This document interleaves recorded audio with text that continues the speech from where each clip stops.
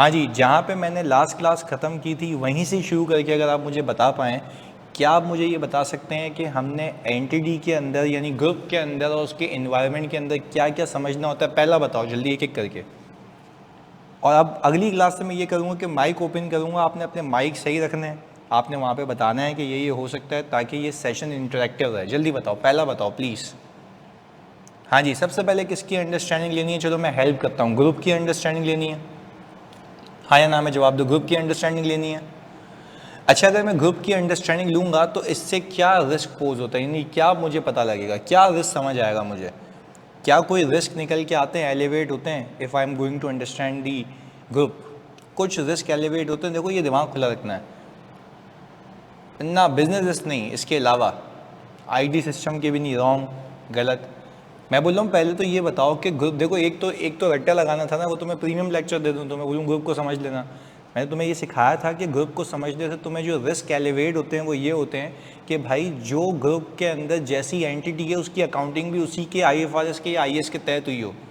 जैसे अगर एसोसिएट है तो उसकी कौन सी अकाउंटिंग होगी? इक्विटी अकाउंटिंग होगी। जॉइंट वेंचर है तो इक्विटी अकाउंटिंग होगी। जॉइंट ऑपरेशन है तो प्रोपोर्शनेट कंसोलिडेशन होगी। नया कोई ग्रुप में एंटिटी आई है तो उसकी कंसोलिडेशन कैसे हुई है, परचेज प्राइस एलोकेशन हुई है नहीं हुई है, फेयर वैल्यू एडजस्टमेंट सही हुई है नहीं हुई है, ये सारी की सारी चीज़ें तब होंगी ना जब आपको ये पता लगे कि ग्रुप में आ क्या क्या रहा है। अभी अभी रिवीजन चल रहा है सिर्फ अदीला, सिर्फ रिवीजन। सही है, आपने कहा कि ग्रुप की अंडरस्टैंडिंग ले ली, खुदा के वास्ते याद रखें ये बातें। दूसरा, ग्रुप की अंडरस्टैंडिंग के बाद दूसरी चीज़ क्या थी, जल्दी बताओ? ऑपरेशंस की अंडरस्टैंडिंग लेनी है। हाँ जी, ऑपरेशंस की, ऐसा है।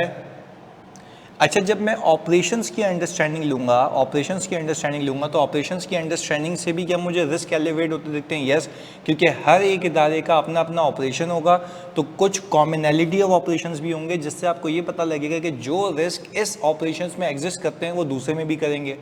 ऐसी बात लॉजिकल है? जल्दी बताओ।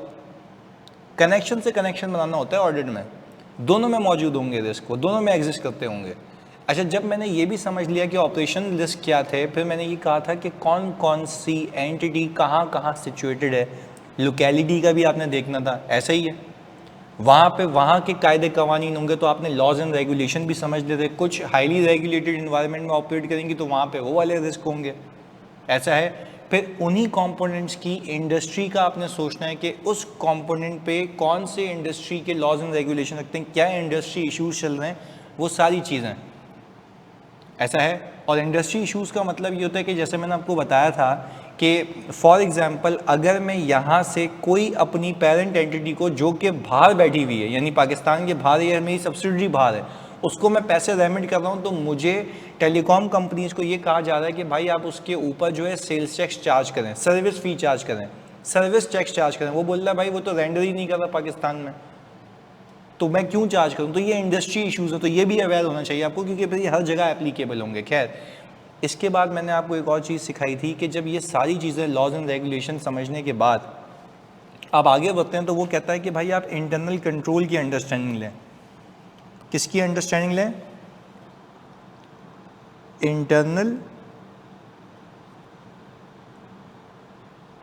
कंट्रोल्स की, यानी यूं कह सकते हैं आप, क्योंकि ग्रुप की बात कर रहे हैं, कंट्रोल्स ओवर ग्रुप, कि ग्रुप पे क्या कंट्रोल्स लगे हैं। अच्छा, मुझे एक बात बताओ, एक एक करके तुमसे पूछता हूं, अगर ग्रुप के ऊपर कंट्रोल का या तो डिज़ाइन ही ना हो, या तो कंट्रोल्स ऑपरेट ना हो रहे हो, सही जी, या तो कंट्रोल ऑपरेट ना हो रहे हो, आपको क्या लगता है क्या रिस्क ऑफ मटेरियल मिसस्टेटमेंट होगा? सवाल है। अगर ग्रुप के ऊपर या तो कोई कंट्रोल डिज़ाइन ना हो या तो कंट्रोल ऑपरेट ना हो रहे हो, तो क्या कोई आपका रिस्क ऑफ मटेरियल मिसस्टेटमेंट होगा? यस, क्योंकि जहाँ पे कंट्रोल्स नहीं होते वहाँ पे एरर या फ्रॉड होने के चांसेस ज़्यादा से ज़्यादा होते हैं। पर ये हम from the perspective of group देख रहे हैं। अच्छा, अब एक चीज़ ना, तुम्हारा दिमाग खोलने के लिए तुम्हें सिखा रहा हूँ। यस, टेस्ट ऑफ डिटेल ज़्यादा करने होंगे। अब बात समझिएगा, क्योंकि हम ग्रुप के पर्सपेक्टिव से सोच रहे हैं, ओवरऑल कवरेज कर रहे हैं, तो यहाँ पे ये देखिएगा। अब मैं आपको ये कह रहा हूँ कि ये आपका समझें एक ग्रुप है, सही है, ये आपका ग्रुप है। हम कह रहे हैं कि इसमें S1 है,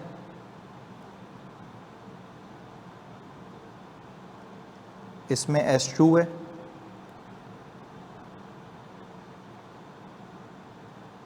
इसमें S3 है, इसमें S4 है। सही जी, ये आ गया हमारा ग्रुप और पेरेंट है ये, पेरेंट और प्लस ये सारी सब्सिडरीज। सही है जी, ग्रुप और पेरेंट ये सारी सब्सिडरीज, ये हिसाब किताब चल रहा है ग्रुप का। अच्छा मुझे एक बात बताओ, अगर मैं ये कहता हूँ, क्योंकि ये बहुत टेक्निकल बातें हैं इसलिए मैं कह रहा हूँ तो थोड़ा फोकस होकर सुनना, तुम्हें पार्टिसिपेटिव रहना, वरना तो लाइव सेशन का फ़ायदा ही नहीं ना, रिकॉर्डिंग ही सुन लेते हैं। क्या मैं ये कह सकता हूँ कि अगर ग्रुप का बिजनेस मैं कहता हूँ कि टेलीकॉम है, पेरेंट का बिजनेस कौन सा है भाई? टेलीकॉम है। सही है जी, और इसका बिजनेस भी टेलीकॉम है, इसका बिजनेस भी टेलीकॉम है। तो क्या ऐसा हो सकता है कि ये पेरेंट एंटिटी बोले कि मैं यहाँ पे कंट्रोल इस्टेब्लिश कर रहा हूँ, अब वो कंट्रोल क्या हो सकता है, ज़रा बात समझिएगा। आपको ये बात पता है ना कि आपके पास आपके लाइन आइटम्स के अंदर रेवेन्यू भी आ रहा होता है, सही है, कॉस्ट भी आ रही होती है, एडमिन एक्सपेंसेस भी आ रहे होते हैं, सेलिंग भी आ रहे होते हैं। सही है जी, एडमिन के अंदर आप कहते हैं कि आपके पास ऑल टुगेदर पेरोल भी आ रहा होता है, ऐसा ही है। ये सारी चीज़ें ज़रा ब्रॉडर व्यू से देखो। तो मुझे एक बात बताओ, क्या ऐसा हो सकता है कि ये एंटिटी अगर इसका और पेरेंट का जो सेक्टर है वो सेम है, क्या इन दोनों पे कंट्रोल सेम हो सकते हैं? क्या कॉमन कंट्रोल्स हो सकते हैं? क्या कॉमन कंट्रोल्स हो सकते हैं? जल्दी बताओ, क्या कॉमन कंट्रोल्स हो सकते हैं? यस। अच्छा, कंट्रोल्स कॉमन क्यों हो सकते हैं? तुम क्यों कह रहे हो? क्योंकि दोनों का नेचर ऑफ ऑपरेशन और बिजनेस क्या है? जल्दी बताओ, दोनों का बिजनेस और नेचर क्या है? सेम है। नेचर ऑफ ऑपरेशंस और बिजनेस जो है वो सेम है। क्या दोनों के ऊपर सेम लॉज एंड रेगुलेशन लग रहे हैं? क्या दोनों के ऊपर सेम लॉज एंड रेगुलेशन लग रहे हैं? यस। अब मेरी बात समझना, कंट्रोल्स की एग्जांपल दे रहा हूँ जो कि एग्जामिनेबल ऑब्वियसली नहीं है, पर समझने के लिए। कंट्रोल्स आप क्यों लगाते हैं, पहले तो ये बताएं, क्योंकि आपको मैं रिवाइज कर रहा हूँ ज़रा। कंट्रोल्स आप क्यों लगाते हैं? वाई कंट्रोल, प्लीज़ लिख के बताएं, जल्दी बताएं मेरे बच्चों, कंट्रोल क्यों लगाते हो आप लोग? क्यों लगाते हो कंट्रोल आप लोग? सोच के बताओ, अभी वो बचकाना जहन से बाहर आ जाओ। फ्रॉड से बचने के लिए नहीं, गलत। हम कहते हैं एरर या फ्रॉड से बचने के लिए, एरर या फ्रॉड बचने के लिए, ऐसा ही है, ताकि जो एफएस हैं, वो हो फ्री फ्रॉम मटीरियल मिसस्टेटमेंट। यही होता है ना। It is the responsibility of the management to place internal controls that are necessary to prepare financial statements that are free from material misstatement. यही है ना, इंगेजमेंट लेटर में लिखते हैं ना रिस्पॉन्सिबिलिटी, कि आपकी रिस्पॉन्सिबिलिटी है कि आप ऐसे कंट्रोल लगाएंगे जो कि मेक श्योर करें कि financial statement free from material misstatement हो, ऐसा ही है। तो अब लेट्स से मैनेजमेंट की असर्शंस होती हैं, हाँ या ना में जवाब दो। मैनेजमेंट की असर्शंस होती हैं ना, दावे होते हैं कि ये रेवेन्यू एप्रोप्रिएटली वैल्यू हुआ है, कंप्लीट है, ऐसा ही, कट ऑफ का कोई इशू नहीं है, ऐसा ही है ना। तो अगर मैनेजमेंट ने ये देखना हो कि रेवेन्यू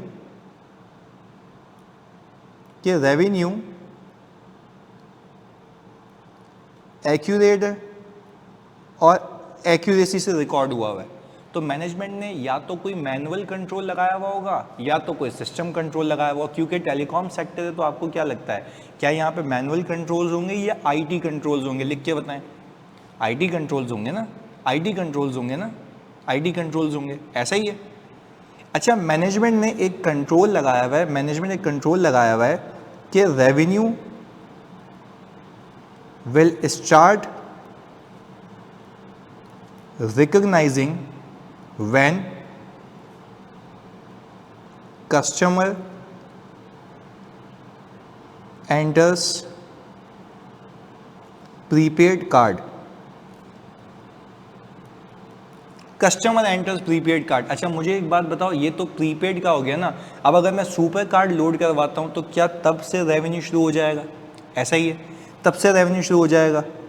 फिर सिस्टम में आपने एम्बेड किया हुआ है, सिस्टम में आपने एम्बेड किया हुआ है कि जो भी अगर सुपर कार्ड लोड हुआ, फॉर सुपर कार्ड, मैं सिर्फ समझाने की हद तक कह रहा हूँ, फॉर सुपर कार्ड, सही जी, प्राइस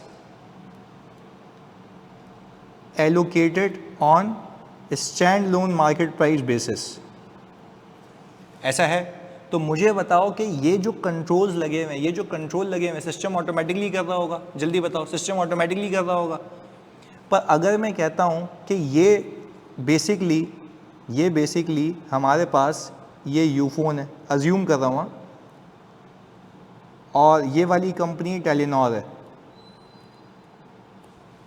क्या दोनों पे सेम सिस्टम पे सेम कंट्रोल एप्लीकेबल हो सकते हैं? हाँ या ना में जवाब दो। हो सकते हैं? हाँ जी जल्दी बताएं। दोनों पे सेम सिस्टम पे सेम कंट्रोल ऑपरेशन, यस। तो वो कहता ये है, अभी मैं आपको रीड करके बताता हूँ आगे, वो कहता ये है कि देयर इज़ अ पॉसिबिलिटी कि पेरेंट एंटिटी कंट्रोल बनाए और वो बोले अक्रॉस द बोर्ड यही कंट्रोल लगने चाहिए, अक्रॉस द बोर्ड यही कंट्रोल लगने चाहिए। अब या तो वो मैनुअल होंगे, या तो वो ऑटोमेटेड होंगे। ये जो कंट्रोल लगाए गए ना, ये एक्यूरेसी के लिए लगाए गए, ये जो कंट्रोल लगाए गए ये एक्यूरेसी के लिए लगाए गए, ऐसा ही है। ये जो कंट्रोल लगाए गए हैं ये एक्यूरेसी के लगाए गए। अच्छा अब एक और चीज़, क्या आपके पीएनएल की एक और असर्शन होती है कंप्लीटनेस? क्या आपके पीएनएल की एक और असर्शन होती है कंप्लीटनेस?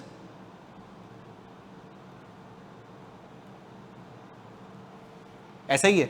अच्छा कंप्लीटनेस के लिए कंट्रोल लगाया, कंप्लीटनेस के लिए कंट्रोल लगाया, सुनना, कंप्लीटनेस के लिए कंट्रोल लगाया कि जो रिसीट्स होती हैं, सही जी, रिसीट्स होती हैं वो मैच की जाएंगी, या एक और कंट्रोल जो मुझे पता है, नंबर ऑफ कार्ड्स या easy loads matched with system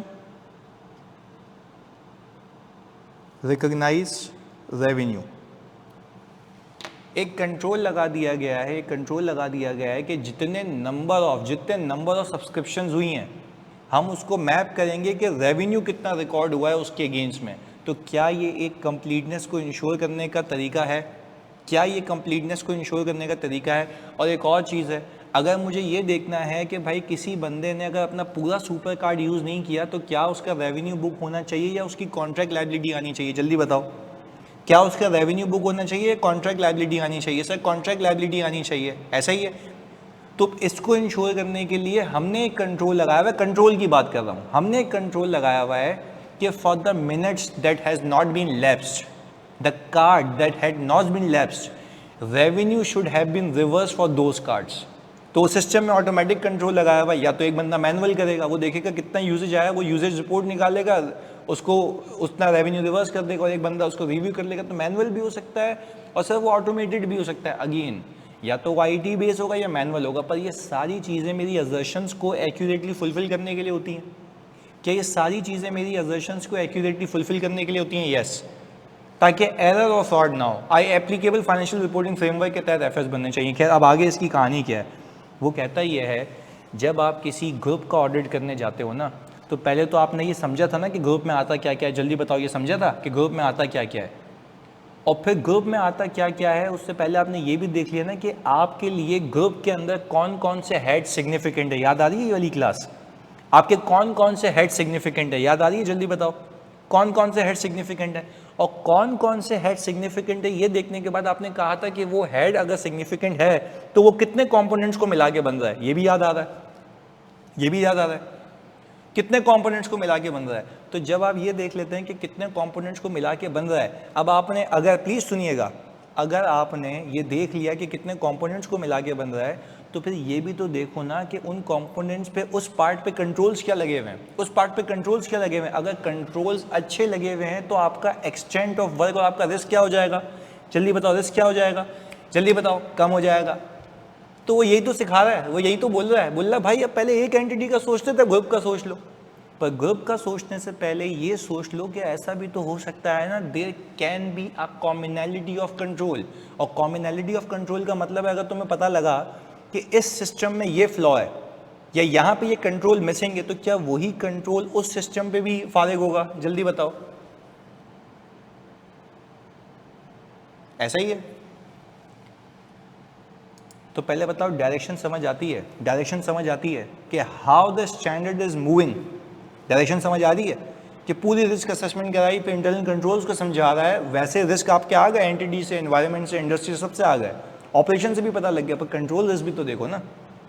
अब आगे सुनना, एक अदीला का सवाल आया, सर अगर सुपर कार्ड पे वो एक दफ़ा पेमेंट कर दे तो फिर यूज़ करे या ना करे, हमारा तो रेवेन्यू बुक होना चाहिए ना। नहीं, ऐसे कैसे हो सकता है? मुझे बताओ, क्या सुपर कार्ड, आप लोग मुझे बताएंगे क्या super card is eligible to be carried forward? हाँ या ना में जवाब दो। Super card is eligible to be carried forward? हाँ या ना में जवाब दो। है नहीं है? क्या बात कर रहे हो यार? अबे एलिजिबल है कैरी फॉरवर्ड? अरे कैसी बात कर रहे हो यार, कैसी बात कर रहे हो भाईजान, कैसी बात कर रहे हो? सुपर कार्ड एलिजिबल है टू बी कैरीड फॉरवर्ड। आपका सुपर कार्ड एक्सपायर हो रहा होता है ना, वो आपको मैसेज करते हैं, वो बोलते हैं कि भाई अगर आप अपना रिचार्ज करवा लेंगे तो आपके जो बचे कुछ मिनट्स हैं वो कैरी फॉरवर्ड हो जाएंगे। तो मुझे बताओ, जो कॉन्ट्रैक्ट मेरा कस्टमर से पहले हुआ था, क्या वो पूरा रेवेन्यू बुक होना चाहिए या उसका एक हिस्सा आगे जाएगा? जल्दी बताएं, जल्दी बताएं, आगे जाएगा? आगे जाएगा ना। तो आप क्या कहते हैं, क्या उस कॉन्ट्रैक्ट का पूरा रेवेन्यू बुक कर लूं या आगे ले जाऊं? हाँ जी, आगे ले जाऊंगा ना। अच्छा, कैरी फॉरवर्ड वाले ऑफर का आइडिया नहीं था, तो कैरी फॉरवर्ड करेंगे, चलो सही है। पर खैर मैं तो सुपर कार्ड यूज़र हूँ ना, आप लोगों में से कितने यूज़ करते हैं सुपर कार्ड? सस्ता भी पड़ता है यार, कोई करता है यूज़ नहीं करता? यस, तो ज़्यादा मना क्यों किया फिर? हाँ, ये हो सकता है कि आप बोलें भाई मैं तो रीन्यू नहीं करवाती। अच्छा चलो मुझे एक बात बताओ, अगर आप रीन्यू नहीं करवाते तो क्या आपका रेवेन्यू वहीं पे बुक होके ख़त्म होके खप जाएगा? हाँ या ना में जवाब दो। यस, बिल्कुल ऐसा है। और आपने सुपर कार्ड, चलो यूज़ देखो ना, कैरी फॉरवर्ड को भूल जाओ, सही, कैरी फॉरवर्ड को भूल जाते हैं। मैं आपसे पूछता हूँ, आपने 15 दिसंबर को सुपर कार्ड लोड करवाया, अब ये कब तक चलेगा? 15 जनवरी तक, 15 जनवरी तक चलेगा, ऐसा है। तो जब 15 जनवरी तक चलेगा तो आप इस साल कितना रेवेन्यू बुक करेंगे? सवाल है। हाँ जी, 30 दिनों का, 15 डेज का ना। वेरी गुड, तो 15 दिनों का बुक होना चाहिए ना, 15 दिन डेफर होंगे। हाँ, व्हाट इफ मैं सारे मिनट्स वगैरह सब यूज कर लूँ तो सबका सब यहाँ बुक हो जाएगा, ऐसा ही है। ओवर द पीरियड होना चाहिए, बिल्कुल ऐसा है। पहले बताओ, लॉजिकली बात समझ आती है? तो इस सब की रिकॉग्निशन पे कंट्रोल्स लगे होते हैं ना। गुड, तो ये कंट्रोल्स लगे हुए होते हैं। अच्छा, कंट्रोल्स का मतलब ये है कि भाई आपने अपनी कंप्लीटनेस को, एक्यूरेसी को, कट ऑफ को, सबको इंश्योर करने के लिए कंट्रोल्स लगाए हुए होते हैं। ये गायब होते हैं तो आपकी असर्शन पे रिस्क आ जाता है। बात क्लियर है? ये गायब होते तो आपकी असर्शन पे रिस्क आ जाता है। Again let's come back to the group audit, let's come back to the group audit. Group audit पे आगे वापस से मैं तुम्हें ये सिखा रहा हूँ, इंडस्ट्री, इन्वायरमेंट, ऑपरेशन, सबकी अंडरस्टैंडिंग, लॉज एंड रेगुलेशन की सबकी अंडरस्टैंडिंग ली। आपको याद आ रहा है मैंने एक और चीज़ सिखाई थी, आप मैनेजमेंट से ये पूछते हैं कि आपके की परफॉर्मेंस इंडिकेटर्स क्या हैं, याद आ रहा है? KPIs भी पूछे थे हमने, की परफॉर्मेंस इंडिकेटर्स, याद है? तो KPI वगैरह पूछने के बाद वो बोलता है ऐसे मुंह उठा के ऑडिट नहीं करने चले जाना। अब ये देखना जो कि सिग्निफिकेंट अकाउंट्स हैं आपके हिसाब से, जो कि रिस्की अकाउंट्स हैं, उन सब अकाउंट्स में कौन कौन से कंपोनेंट्स पे कितना कितना हेड में वेटेज है। और फिर याद है ना, मैंने कहा था कितना कितना कौन सा है, तो वो वेटेज के हिसाब से आप कहते हो उसकी भी टेस्टिंग नहीं करना, पहले उस पर कंट्रोल टेस्टिंग करना। और कंट्रोल टेस्टिंग करने से पहले, मुंह उठा के जाने से पहले ये देख लेना कहीं कॉमनैलिटी नहीं है। क्या तुम कॉमनैलिटी ऑफ कंट्रोल्स के बेस पे अपना टाइम बचा सकते हो? हाँ या नहीं, जल्दी बताओ, क्या टाइम बचा सकते हो? IT बेस होगा तो और बचा सकते हो, वो तो अक्रॉस द बोर्ड सेम होगा। चलो एक और बात का जवाब दो, एक और बात का जवाब दो, क्या आपके ग्रुप के अंदर ब्रांचेस आती हैं? क्या आपके कंपोनेंट्स के अंदर ब्रांचेस आती हैं? यस। तो कॉमनैलिटी ऑफ कंट्रोल की एक और चीज़ भी सिखाता हूँ, कॉमनैलिटी ऑफ कंट्रोल की एक और चीज़ भी सिखाता हूँ, फिर रीड करते हैं, सही है? फोकस होकर सुनिएगा मेरी बात। कॉमनैलिटी ऑफ कंट्रोल में ये भी आता है कि जैसे मैंने EFU जर्नल का ऑडिट किया हुआ है, EFU जर्नल की बहुत सारी ब्रांचेज हैं, सही है, वहाँ पे होता था प्रीमियम के ऊपर कंट्रोल, प्रीमियम रेवेन्यू के ऊपर कंट्रोल। अब सुनिएगा क्या होता है, जब कोई बंदा अपनी व्हीकल इंश्योरेंस करवाने आएगा तो क्या वो ऐसे ही मुंह उठा के इंश्योरेंस करवा लेगा या पहले उसकी व्हीकल की वैल्यूएशन होगी? जल्दी बताओ, वैल्यूएशन होगी ना व्हीकल की। अच्छा, इसमें रिस्क ये था, हमारा रिस्क ये था कि हम ओवर इंश्योर ना करते थे, क्योंकि क्लेम आएगा तो फंस जाएंगे। यानी पता चले 5 लाख रुपए की गाड़ी है, वो 50 लाख रुपए का इंश्योरेंस करा के चला गया, क्या does it make any sense? जल्दी बताओ, does it make any sense? नहीं। तो उसके ऊपर उन्होंने कंट्रोल लगाया हुआ था, उसके ऊपर उन्होंने कंट्रोल लगाया हुआ था कि पहले सर्वेयर जाएगा। आपने कभी इंश्योरेंस कराई तो आपको पता होगा, सर्वेयर आता है, आपकी कार की इंस्पेक्शन करता है, वो देखता है उसकी मार्केट वैल्यू क्या है और फिर उस मार्केट वैल्यू का एक परसेंटेज आपसे प्रीमियम ले लेता है। ये हो गया। फिर रिस्क ये था कि प्रीमियम अंडर या ओवर चार्ज तो नहीं हो जाएगा, तो हमने कहा भाई सिस्टम में फिक्स है, सिस्टम में फिक्स है, इतने की वैल्यू होगी तो इतना परसेंट प्रीमियम है, इससे नीचे जाएगा तो CFO का अप्रूवल होगा सिस्टम के अंदर। ये सारे कंट्रोल्स लगे हुए हैं, ये सारे कंट्रोल लगे हुए हैं। जल्दी बताओ, ये सारे कंट्रोल लगे हुए हैं कि CFO का अप्रूवल होगा, यानी इनकरेक्ट प्रीमियम चार्ज नहीं होना चाहिए, प्रीमियम ऑटोमेटिकली रिकॉर्ड होता है। पर मुझे एक बात बताओ, क्या ये एक ब्रांच में होगा या across the board all branches में होगा? हाँ जी, ऑल ब्रांचेस में होगा ना, ऐसा ही है। पर अगर मैं यही बात कहूँ कि यही कंट्रोल, देखो एक कंट्रोल बना गया ना, एक हेड ऑफिस तक कंट्रोल बना दिया, वो अक्रॉस द बोर्ड अप्लाई होना है। तो अगर इसमें से आपको कोई डेफिशिएंसी दिखे, अब लेट से एक क्लेम के ऊपर था, एक क्लेम के ऊपर कंट्रोल था, मैंने पकड़ा था, मसला था उसके अंदर क्या था, मैंने क्लाइंट से पूछा आपके सारे क्लेम रिकॉर्ड हो गए, इसके ऊपर क्या कंट्रोल है? तो ये मैं कौन सी असर्शन की बात कर रहा हूँ? जल्दी बताएं, ये मैं कौन सी असर्शन की बात कर रहा हूँ? कि आपके सारे क्लेम रिकॉर्ड हो गए, वेरी गुड, कंप्लीटनेस की बात कर रहे हैं सर हम, बेहतरीन हो गया, कंप्लीटनेस की बात कर रहे हैं। उन्होंने कहा कोई कंट्रोल नहीं है। तो मैंने कहा भाईजान, अगर आपका कंट्रोल नहीं है तो रिपोर्टिंग डेट के ऊपर, साल के आखिर के ऊपर मुझे कैसे पता आपने सारे क्लेम रिकॉर्ड कर लिए? तो क्या मेरा रिस्क ऊपर हो गया? क्या मेरा रिस्क ऊपर हो गया? जल्दी बताओ, क्या मेरा रिस्क ऊपर हो गया? अच्छा, क्या ये कंट्रोल वीकनेस है या डिज़ाइन वीकनेस है? जल्दी बताएं। हाँ जी, प्लीज़ लिखें, बड़ा अच्छा पार्टिसिपेट कर रहे हो आज। डिज़ाइन वीकनेस, बेहतरीन यार। तो क्या ये शक मुझे किसी एक ब्रांच पे होगा या अक्रॉस द बोर्ड होगा? Overall, very good. तो ये क्या कहलाता है? कॉमनैलिटी ऑफ कंट्रोल, कि एक जगह डिसाइड हुआ सब जगह, तो फिर सब जगह ही मसला होगा। बात समझ आ रही है? क्लैरिटी है? मतलब कुछ लॉजिकल बात लग रही है ना? तो वो इसलिए कह रहा है कि ये समझ लो भाई, ताकि आपको जो रिस्क ऑफ मिस स्टेटमेंट है वो पता लग जाए कि हर जगह मसला हो सकता है। क्लैरिटी है?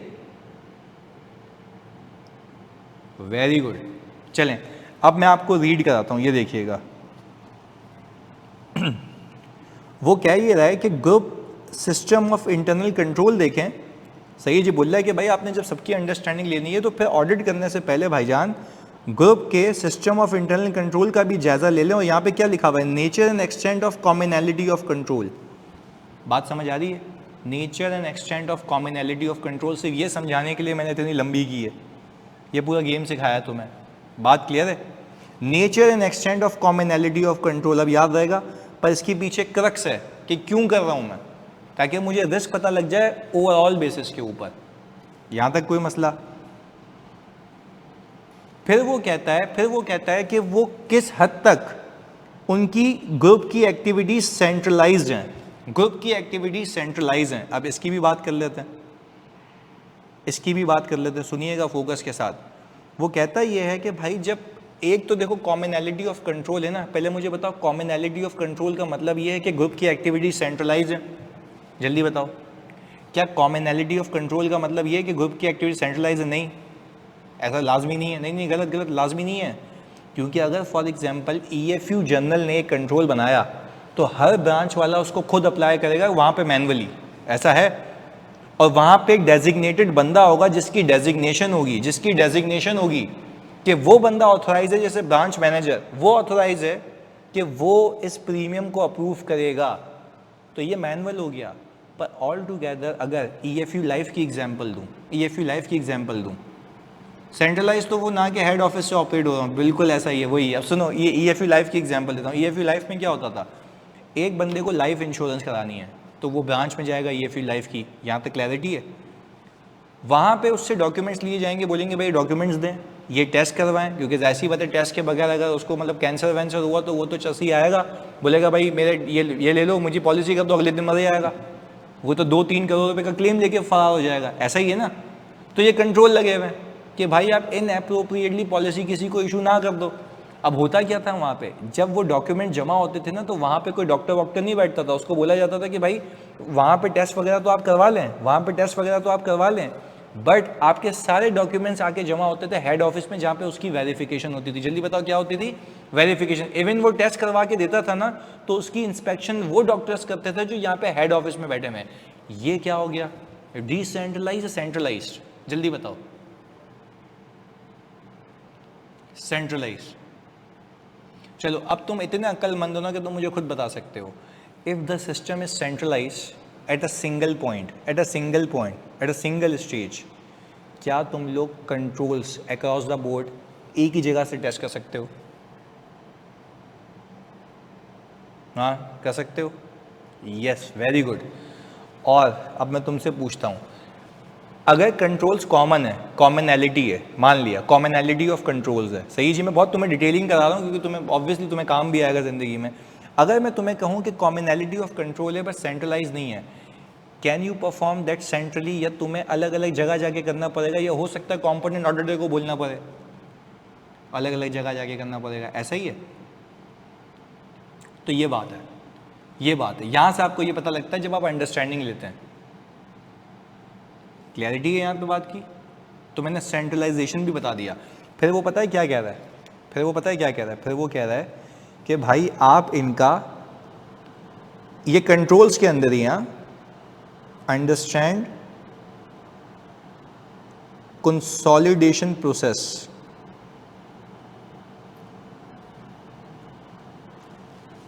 बोला कंसोलिडेशन प्रोसेस को समझो। अच्छा, इसको समझने से पहले आपको एक स्टेप पीछे आगे बड़ा बेसिक सी बात सीखनी होगी। मुझे बताओ, अगर आप किसी कंपनी की जगह होते तो आप कंसोलिडेशन पे, देखो एक तो कंट्रोल हो गए अलग अलग इदारों पे, एक तो कंट्रोल हो गए अलग अलग इदारों पे, और इसमें बात नहीं समझ आए तो शर्माने की बात नहीं है, खुल के पूछना। एक तो कंट्रोल हो गए ना कि रेवेन्यू पे क्या कंट्रोल है, पेरोल पे क्या कंट्रोल है, कैश एंड बैंक पे क्या कंट्रोल है, इन्वेंट्री पे क्या कंट्रोल है, फिक्स एसेट पे क्या कंट्रोल है। ये तो अलग अलग कंट्रोल हो गए ग्रुप लेवल पे और कंपोनेंट लेवल पे, ये तो अलग बात है, ये तो अलग बात है, सही है, इस पे मैंने टिक लगा दिया। पर मैं कह रहा हूँ कि ये सारे कंट्रोल्स के बाद जब पूरा डेटा एक जगह आएगा तो क्या इसके कंसोलिडेटेड एफएस बनेंगे? जल्दी बताओ, क्या इसके कंसोलिडेटेड एफएस बनेंगे? यानी हम ये कह रहे हैं कि ये आ गया हमारे पास ये कंपोनेंट्स,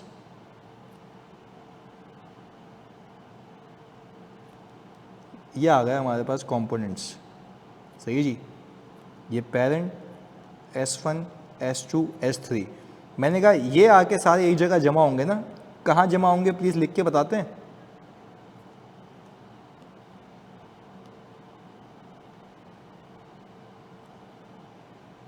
कंसोलिडेटेड एफएस में। वेरी गुड भाई, क्या आना सही कह रही हैं, सही है, कंसोलिडेटेड एफएस में जमा होंगे, सही जी, ये कंसोलिडेटेड एफएस में जमा होंगे।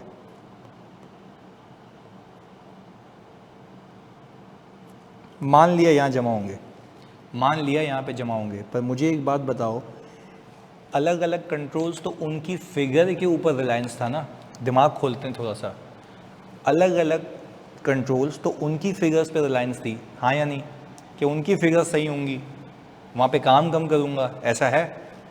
जल्दी बताओ, ऐसा है भाई? उनकी फिगर सही होंगी, वहाँ पे काम कम करूँगा, ये था ना। उसमें ये कहाँ बात आई कि अगर वो फिगर्स उठ के यहाँ आ रही हैं तो वो सही आ रही हैं? बात समझ आ रही है, कहानी समझ आ रही है? पहले ये बताओ, कहानी समझ आ रही है? कि भाई मैं तो ये कह रहा हूँ ना कि कंट्रोल्स तो वो वाले थे जो उधर लगे हुए थे, उनकी फाइनेंशियल इन्फॉर्मेशन पे लगे हुए थे, वो तो उनकी अमाउंट्स की एक्यूरेसी हो गई, पर क्या वो अमाउंट्स उठ के कंसोलिडेटेड एफएस में तमीज़ व तहजीब से पार्क हुए या नहीं हुए, इस पे कौन सा कंट्रोल है? इस पे कौन सा कंट्रोल है? हाँ, तो इस पे भी कंट्रोल होने चाहिए ना, इस पे भी कंट्रोल होने चाहिए ना। हाँ जी, यस, ये बात की ना इरफान ने कि अब अगेन कंसोलिडेशन प्रोसेस को भी चेक करो, अंडरस्टैंड करना पड़ेगा कि उनके कंसोलिडेशन प्रोसेस क्या है। तुम मुझे बताओगे, अगर तुम्हें कंसोलिडेशन प्रोसेस में कोई भंड दिखा, consolidation process is means controls over consolidation. कहानी समझ आ रही है मेरे बच्चों? कहानी समझ आ रही है?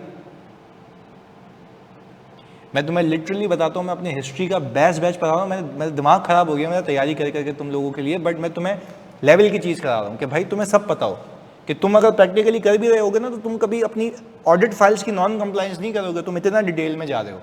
पर खैर, ये बात समझ आ रही है कि अच्छा, तो तुम मुझे बताओ क्या मुसीबत है जब तुमने अलग अलग वेरीफाई कर लिया और कंसोलिडेशन प्रोसेस में अगर कोई मसला है भी तो तुम्हें क्या इशू है? बताएं सोच के, अगर कंसोलिडेशन प्रोसेस में कोई इशू है भी तो तुम्हें क्या मसला है? थैंक यू जी, जल्दी बताओ आपको क्या मसला है? अगर हम ये कहते हैं, समझने की बात है, अगर हम ये कहते हैं अल्टीमेट रिस्पॉन्सिबिलिटी, ये भी एक बात है, बिल्कुल सही कह रही हो, ये भी एक बात है, बट अगेन अगर कंसोलिडेशन प्रोसेस में मसला है ना, तो हाँ, तो आपका रिस्क बढ़ जाएगा ना, क्योंकि आप बोलेंगे कि भाई वो तो ऑडिट कर भी लूँ तो ये जो मुझे कंसोलिडेटेड एफएस बना के देगा वो भी तो मैनेजमेंट बना के देगी ना, उसमें भंड मार देंगे वो लोग, उसमें भंड मार देंगे वो, तो मेरा रिस्क यहाँ पे क्या हो जाएगा? हाई हो जाएगा। तो आपको पता है क्या, मैं अलग अलग एंटिटीज़ को ऑडिट करके यहाँ तो आऊँगा, बट मैं अपने एक्सपीरियंस टीम मेंबर लगाऊंगा, बड़ी विजिलेंस के साथ अपना टाइम ज़्यादा लगाऊंगा। ऐसा ही है, just because of the fact कि ये ग्रुप की कंसोलिडेशन में जो कंसोलिडेशन प्रोसेस है वहाँ पे भंड है, तो जहाँ पे रिस्क होगा वहाँ पे मेरा काम होगा। ऐसा है, जहाँ मेरा रिस्क होगा मैनेजमेंट बायसनेस भी आ सकती है, बिल्कुल ऐसा ही है यहाँ पे। अगेन पर ये आपको तब समझ आएगा ना, अगेन आपको ये तब समझ आएगा ना जब you are going to understand the entire consolidation process, entire consolidation process. ऐसा है? जल्दी बताओ, ऐसा है? चलें, अब मैंने पता है क्या किया, मैंने आयजाज़ खोले, मैंने बोला यार कंसोलिडेशन प्रोसेस को देखते हैं क्या होता है। तो मैंने ये भी सोची एक बात, देखो मेरा दिमाग कहाँ तक गया है, मेरा दिमाग यहाँ तक गया है कि ऐसा भी तो हो सकता है एग्जामिनर आपसे उलट पूछे, वो बोले कंसोलिडेशन प्रोसेस तो ये है, पर इदारा क्या कंट्रोल्स लगाए कि कंसोलिडेशन अच्छी हो? इदारा क्या कंट्रोल्स लगाए कि कंसोलिडेशन अच्छी हो? ये पूछ सकता है ना सवाल? नहीं पूछा आज तक तो पूछ लेगा, बोलेगा भाई आप बताएं, आप तो ऑडिटर है ना, आप तो कंट्रोल रिकमेंड करें ना, आपको अगर फेलियर लगता है तो पहले कंट्रोल तो समझ ले। तो मैंने क्या किया पता है, जो कंसोलिडेशन प्रोसेस होता है ना, कि जिस तरीके से कंसोलिडेशन होती है उसी के ऊपर कंट्रोल बना दो, तो क्या वो कंट्रोल्स ओवर कंसोलिडेशन प्रोसेस बन जाएंगे? हाँ या नहीं? क्या वो कंट्रोल्स ओवर कंसोलिडेशन प्रोसेस बन जाएंगे? Yes.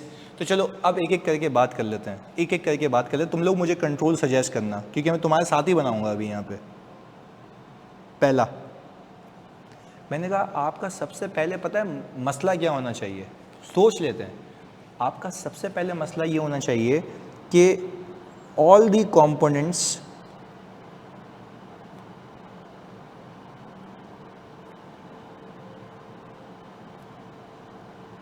have been included in group FS. सोचें, कंसोलिडेशन प्रोसेस में ये होना चाहिए? सवाल है मेरा तुमसे, जल्दी बताओ, होना चाहिए? तुम्हें कैसे पता लगेगा कितने कंपोनेंट्स हैं? हाँ जी, तुम्हें कैसे पता लगेगा कितने कंपोनेंट्स हैं? लॉजिकल जवाब दे दिया, मज़ा आ जाएगा, मैं बोल दूंगा वाकई तुम लोग पढ़ाई कर रहे हो अच्छे से। तुम्हें कैसे पता लगेगा कि कितने कंपोनेंट्स हैं? हाँ जी मेरे बच्चों, तुम्हें कैसे पता लगेगा? नजूमी हो? अंडरस्टैंडिंग ऑफ द ग्रुप से, जब तुमने पहले ली थी अंडरस्टैंडिंग। हाँ जी, ऐसा ही है ना, ऐसा ही है ना, अंडरस्टैंडिंग ऑफ द ग्रुप से पता लगेगा ना। नहीं, इंगेजमेंट लेटर नहीं, अंडरस्टैंडिंग ऑफ द ग्रुप से जो ऊपर किया था हमने, ग्रुप की अंडरस्टैंडिंग ली थी, याद करो, याद करो, याद है? Understanding of the group and it's environment, तो ग्रुप की अंडरस्टैंडिंग में ऐसा ही है। अच्छा, अब मुझे एक बात बताओ, इसके ऊपर, क्योंकि थोड़ा सा हम दिमाग खोलेंगे अपना, ताकि हमारा दिमाग ब्लॉक नहीं रहे और मुझ पे रिलायंट नहीं रहो तुम लोग। इसके ऊपर क्या कंट्रोल लगा सकते हैं?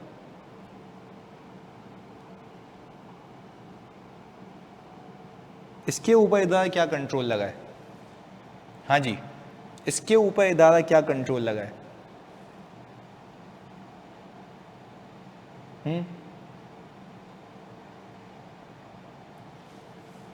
जल्दी बताएं, इसके ऊपर इदारा क्या कंट्रोल लगाए? सोचें, दिमाग लगाएं कि कंट्रोल क्या होना चाहिए।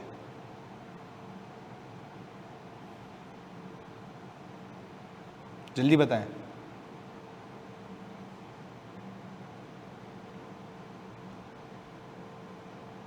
हाँ जी, नहीं समझ आ रहा। चलिए मैं बताता हूँ।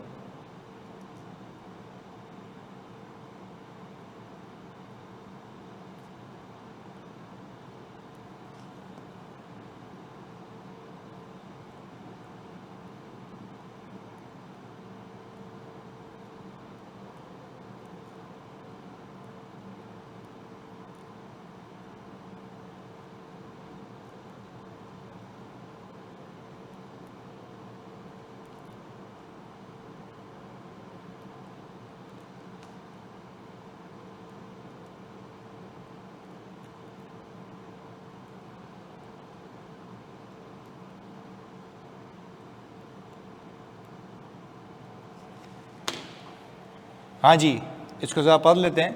Management should make someone responsible to prepare a recon of totals with components totals. क्या कंट्रोल लगता है कि जो प्रैक्टिकल लाइफ में मैं खुद करता हूँ, ऑडिट करते हुए तुम भी तो यही चेक करोगे?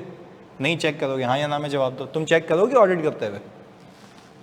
हाँ, कि सारे कंपोनेंट्स का प्लस इसके इक्वल बनता है या नहीं बनता? यही सोचा था, लिखना भी ये जानी। जल्दी बताओ, क्या ये कर सकते हैं? क्या ये कर सकते हैं? जल्दी बताओ, क्या ये कर सकते हैं? देखो एक कंट्रोल लगा दो ना यार, कि किसी एक बंदे को रिस्पॉन्सिबल ठहराओ कि वो रिकन्सिलिएशन बनाए। क्या उसकी रिकन्सिलिएशन अगर आउट होगी तो क्या ऐसा हो सकता है कि कोई कंपोनेंट आने से रह गया हो? हाँ या ना में जवाब दो।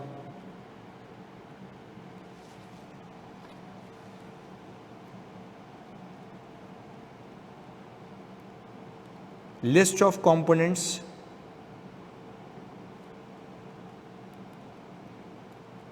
should be timely updated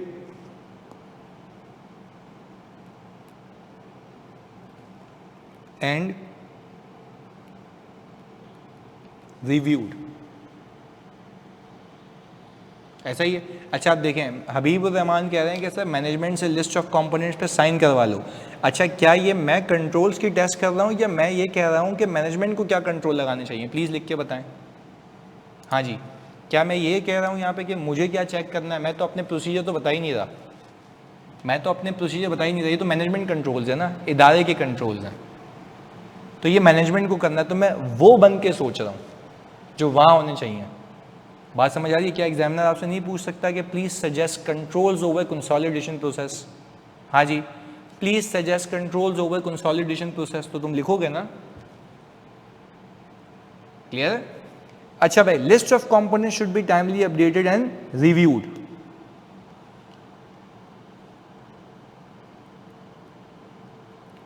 reconciliation should be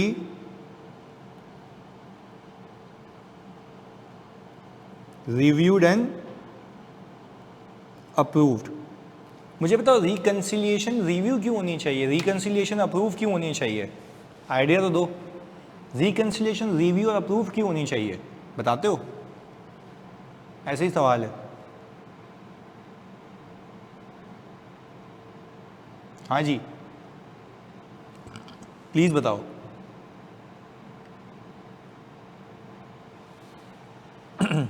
reconciliation क्यों होनी चाहिए भाईजान? ताकि कोई एरर ना हो उसमें। वेरी गुड, तो यही तो रिव्यूइंग कंट्रोल्स है, segregation of duty. This is the key thing. Yes, 4I principle, very good. चलें जी, हमने कहा दूसरे पे आते हैं। अच्छा अब आप खुद सोचें, जब आपके पास सारे कंपोनेंट्स इसके आ गए हैं, सारे कंपोनेंट्स आ गए हैं, have been included in the group FS and, इसको साथ ही कर लेते हैं क्योंकि इसकी कंट्रोल लिख दी, एंड विथ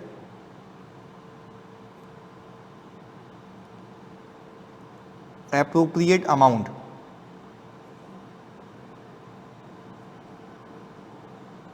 तो दोनों कर लेते हैं ना।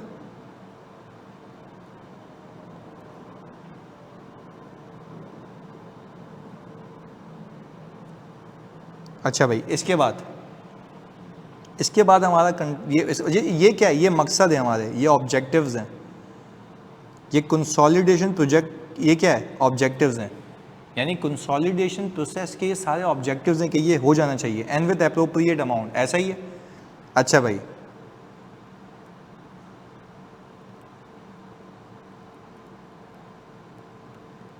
All the रीक्लासिफिकेशंस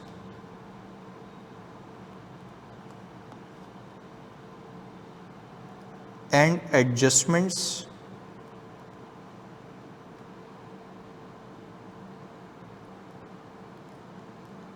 relating to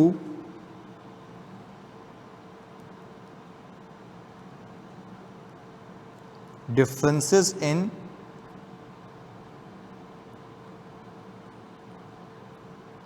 accounting policy have been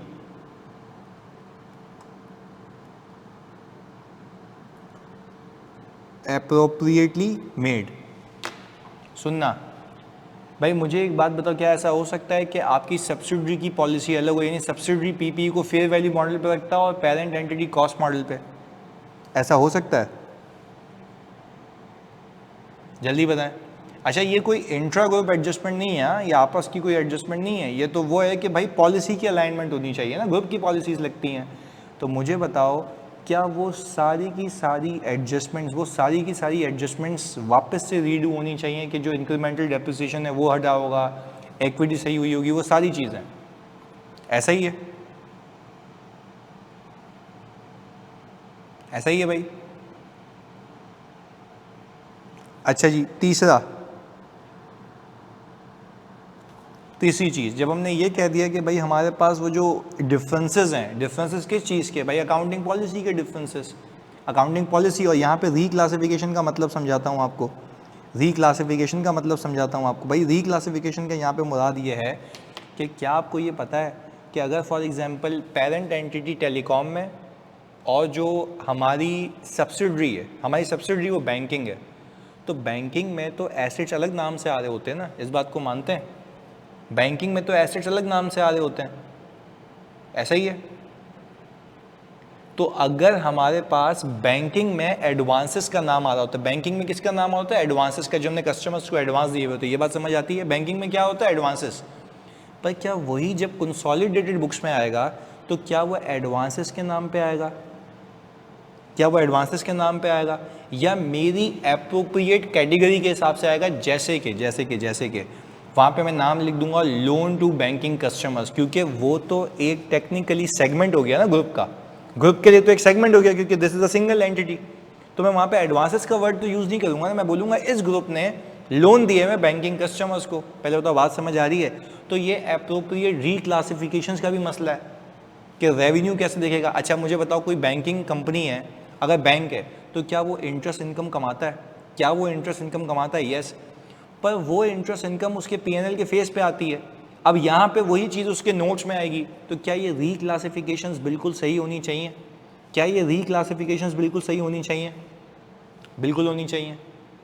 approved होनी चाहिए, रिव्यूड होनी चाहिए, अप्रूव्ड होनी चाहिए, रिव्यूड होनी चाहिए, ऐसा ही है? अप्रूव्ड और रिव्यूड दोनों होनी चाहिए। तो इसके लिए कंट्रोल बना दें सर, इसके लिए कंट्रोल बना दें, everything will be prepared to align with the parent accounting policies. Yes, बिल्कुल यही सीखना है। तो हमने कहा सर अगर हम यहाँ पे इसका एक कंट्रोल लगा दें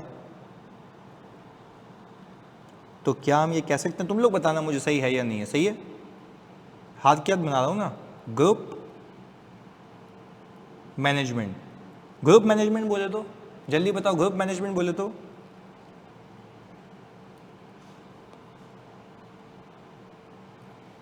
पेरेंट एंटिटी की मैनेजमेंट। ग्रुप मैनेजमेंट शुड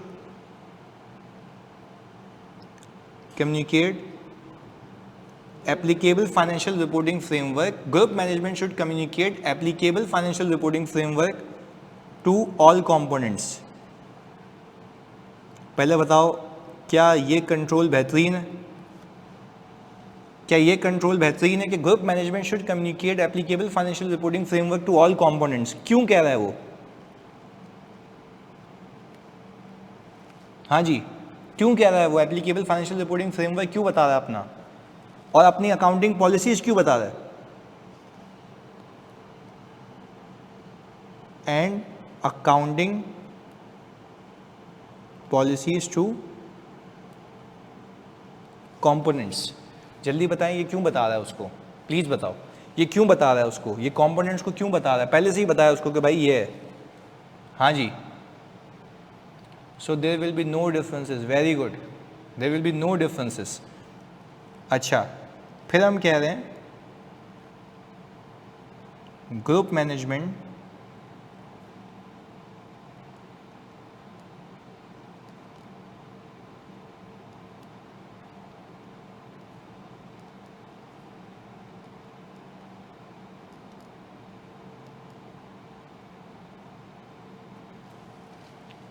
हाँ भाई, group management should share the pattern of information required.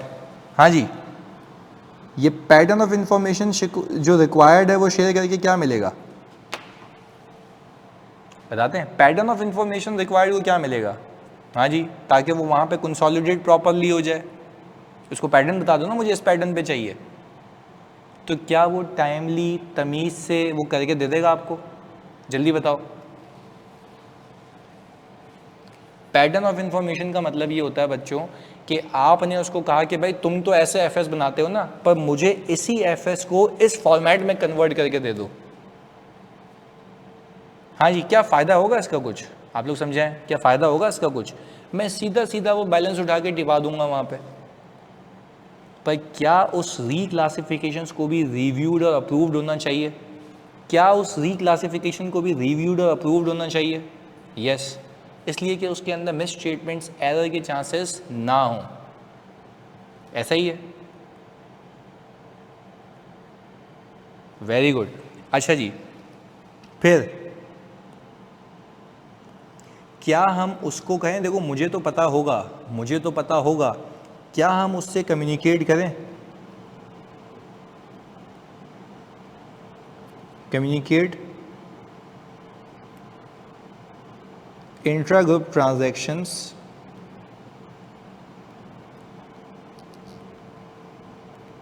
and tell components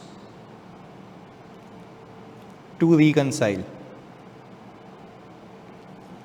ये क्या बात है यार, मैं इसको इंट्रा ग्रुप ट्रांजैक्शन क्यों बता रहा हूँ?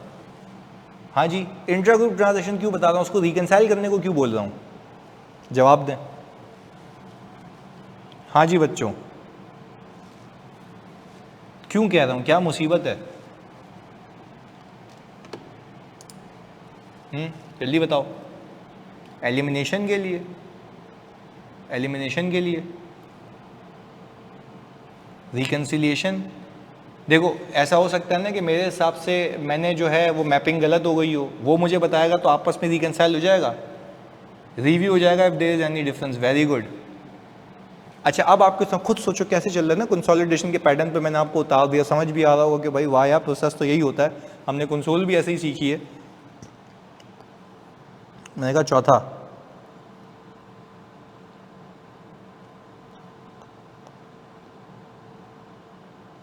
Calculate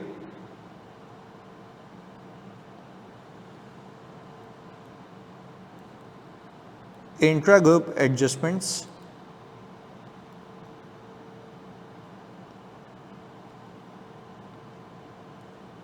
and it should be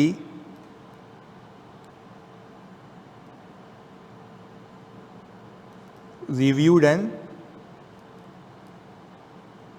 approved। हाँ जी, मुझे बताओ तीसरे वाले में चौथे वाले में क्या फ़र्क है?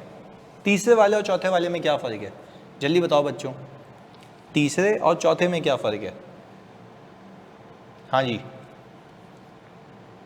सोच के बताइएगा।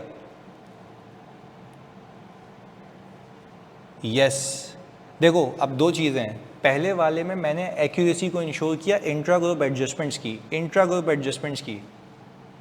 पहले तो ये चीज़ है। दूसरे वाले में मैं उसकी एलिमिनेशन कर रहा हूँ,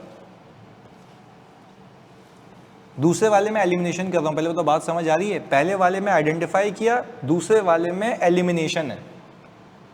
मुझे बताओ अगर मैं डायरेक्ट चौथा स्टेप परफॉर्म करता क्या रिस्क है? मैं डायरेक्ट चौथा स्टेप परफॉर्म करता, आप लोग मुझे बताएं क्या रिस्क है? हाँ जी, क्या रिस्क आता है मेरे बच्चों? जल्दी बताओ क्या रिस्क है? कंप्लीटनेस, एक्यूरेसी दोनों रिस्क है ना? कंप्लीटनेस और एक्यूरेसी दोनों रिस्क है। क्लैरिटी है? क्लियर है बच्चों? Very good, perfect. पहले बताओ कंट्रोल समझ आए? कंसोलिडेशन प्रोसेस तक के कंट्रोल समझ आए कि यहां से रिस्क एलिवेट होते हैं अगर ये गायब हैं, ऐसा है? चलो अब फाइनली अल्लाह के फजलो करम से हमने रिस्क असेसमेंट ख़त्म की है। अब हम किस फेज़ पे आ जाएंगे जल्दी बताओ? रिस्क असेसमेंट का कौन सा फेज़ होगा? जब रिस्क तुम्हें पता लग गया, अब क्या होगी? परफॉर्मेंस होगी। परफॉर्मेंस होगी ना, वही बात है। Either you will perform centrally, procedure perform करके। अच्छा प्रोसीजर तो वही है कि रेवेन्यू पे रेवेन्यू वाले, उसमें कोई नई रॉकेट साइंस नहीं है, नई रॉकेट साइंस नहीं। रेवेन्यू पे रेवेन्यू वाले होंगे, IFRS 5 पे 5 वाले होंगे, सही है जी। सैलरी पे सैलरी वाले होंगे, एक्सपेंसेस पे एक्सपेंसेस वाले होंगे, PP पे PP वाले, उसमें कोई मसला नहीं है। हमें सिर्फ यहाँ ये सीखना होगा, क्योंकि मैं तो प्रोसीजर्स तो आपको अलग से कराऊंगा ना, स्पेसिफिक आइजा वाले भी। यहाँ पे आपने ये सीखना होगा, और मैं आपको सिखा भी चुका हूँ। याद है स्ट्रेटजी बनाते वक्त मैंने बताया था कि आप डिसाइड करेंगे कि आपने सेंट्रली काम करना है या वहाँ पे जाके काम करना है कंपोनेंट पे, या किसी और ऑडिटर को अपॉइंट करना है, पे उसकी कॉम्पिटेंस असेस करेंगे, वो सारी चीज़ें याद है? तो प्लानिंग में आप करके आए हुए ना, वो तो आपकी हाई लेवल प्लानिंग और स्ट्रेटजी थी, अब उसको एग्जीक्यूट करना है बस। क्लियरिटी है? तो वहाँ पे भी आगे रिपीटेशन ही है, रिपीटेशन ही है, और वो जल्दी हो जाएगा। जो मेन काम था वो क्या था? प्रोसीजर्स या रिस्क असेसमेंट? जल्दी बताओ जो यूनिक था इसमें। यूनिक ये था जो मैं सिखा चुका आपको।